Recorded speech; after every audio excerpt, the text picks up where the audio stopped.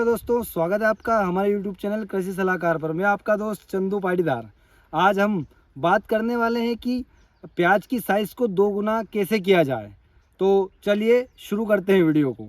मैं आपको बताना चाहता हूं कि प्याज की साइज़ बढ़ाने के लिए सबसे महत्वपूर्ण जो चीज़ रहती है वो मायने रखता है अपनी जो ज़मीन है, उसकी मिट्टी, उसका pH। इसके अलावा आपने बेसल डोज में क्या क्या चीज़ें डाली उसके ऊपर डिपेंड करेगा कि आपकी प्याज की साइज़ कैसी बनेगी और कितनी गुणवत्ता वाला प्याज बनेगा इसके अंदर। तो इसके अलावा इसके जो विभिन्न प्रकार के जैसे कि अपन माइक्रो न्यूट्रिएंट डालते हैं या फिर जो बेसल डोज तैयारी होती है, खेत की जुताई, गहरी जुताई, ये सारी चीज़ें इसमें मुख्य रूप से बहुत ही ज़रूरी रहती है। इसके अलावा जो प्याज की जो साइज़ बनती है उसका मुख्य रूप से सबसे ज़्यादा ज़रूरी यह चीज़ रहती है कि आपका जो ये तना देख सकते हैं आप वीडियो में कि ये तना कितना मोटा है, इसके अनुसार ही आपके प्याज की जो साइज़ रहेगी वो बढ़ेगी।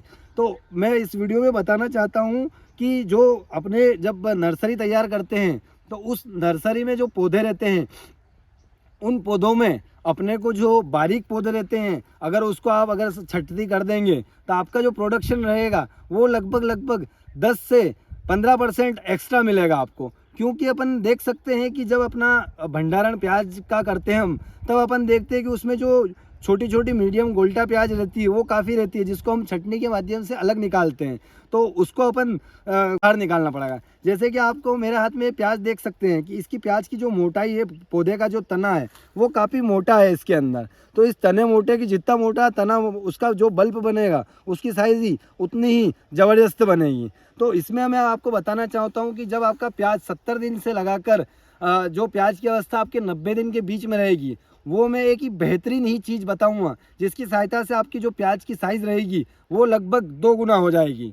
तो उसके लिए आपको समय समय पर फंगीसाइड्स विभिन्न प्रकार का स्प्रे करना पड़ेंगे, जिससे जो फंगस प्याज में लगती है वो दूर होगी। और जो अभी आप देख सकते हैं कि टेम्परेचर बहुत ही बढ़ा हुआ है। तो जो टेम्परेचर बढ़ा हुआ है इसकी वजह से जो थिप्स रहते हैं वो बहुत सारे इसके अंदर तक आ जाते हैं थिप्स। तो उससे थिप्स से भी अपने को बचाव करने के लिए विभिन्न प्रकार के जो पेस्टिसाइड आते हैं उनका उपयोग करना पड़ेगा। तो मैं आपको बताऊं कि इस कंद इसको कैसे बढ़ाया जाए। तो कंद बढ़ाने के लिए अपने को इसको ज़मीन में कैल्शियम नाइट्रेट देना पड़ेगा। तो इसका जो साइज़ रहेगा वो काफ़ी हद तक इम्प्रूव हो जाएगा। और इम्प्रूव होने से अपने को ये फ़ायदा मिलेगा कि जो इसका जो बल्ब है वो काफ़ी बड़ा बनेगा। और इसके अलावा आपको जो कैल्शियम की जो मात्रा रखनी है वो प्रति बीघा 10 किलो रखना है। इसके अलावा जो अपने को जो कैल्शियम यूज़ कर रहे हैं वो अच्छी कंपनी का होना चाहिए, अच्छी गुणवत्ता वाला होना चाहिए। मार्केट में विभिन्न प्रकार के कैल्शियम आ रहे हैं जो अपने यूरिया मिक्स मिला हुआ रहता है बड़े दाने के साथ।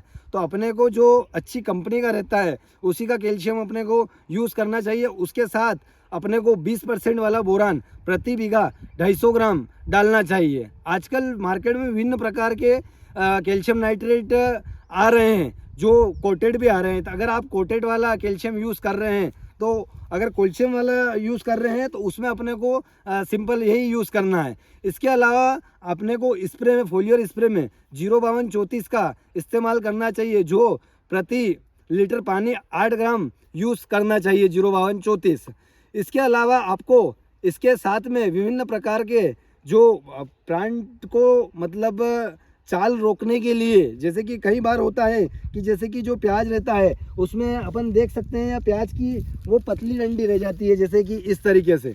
तो इस पतली डंडी को अपने को इसको पौधे की चाल को रोकना पड़ेगा। तो चाल को रोकने के लिए हमको विभिन्न प्रकार के पीजीआर आते हैं, जैसे कि चमत्कार नाम से आता है, सुमोटुमो का ताबोली आता है, ऐसे विभिन्न प्रकार के सेजेंटा का कल्टार आता है। तो इस प्रकार के विभिन्न प्रकार के जो पीजीआर आते हैं उसका इस्तेमाल करने से अपने की प्याज की जो इसकी साइज़ उसकी रोक के इसको गांठ पर इसका फोकस रहेगा, जिसकी सहायता से अपने को अच्छा प्रोडक्शन प्राप्त हो सकता है। इसके अलावा किसान साथियों, मैं आपको बताना चाहता हूँ कि प्याज में अगर आपका जो ज़मीन वगैरह जो अपना बैलेंस रहता है, जितनी भी चीज़ें खाद वगैरह जो भी, अगर वो आपने निरंतर रूप से सही तरीके से चलाई हैं तो आपके प्याज की जो गुणवत्ता है वो अच्छी बनेगी।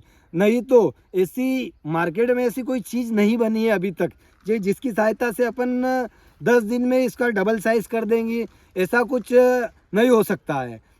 इसके साथ ही दोस्तों आप इसके अंदर पोटेशियम सोनाइट का भी इस्तेमाल कर सकते हैं, जो कि प्रति एकड़ 25 केजी रहता है। इसके उपयोग से जो पौधे के अंदर क्लोरोफिल और इसके अलावा इसके अंदर जो नाइट्रोजन की जो ज़्यादा मात्रा होती है उसको कम करके पोटाश की मात्रा इसके अंदर बढ़ाता है। तो इसका उपयोग आप इसके अंदर कर सकते हैं।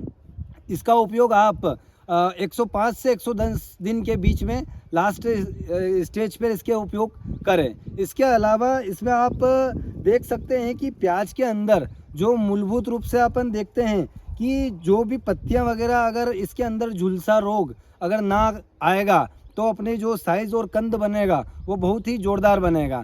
इसके लिए अपने को मुख्य रूप से ध्यान रखने योग्य बात यह है कि लास्ट में जो हेवी फंगीसाइड्स रहते हैं उनका यूज़ करें। जो नॉर्मल फंगीसाइड रहते हैं उनकी बजाय आप हेवी फंगीसाइड की ओर इसका उपयोग करें।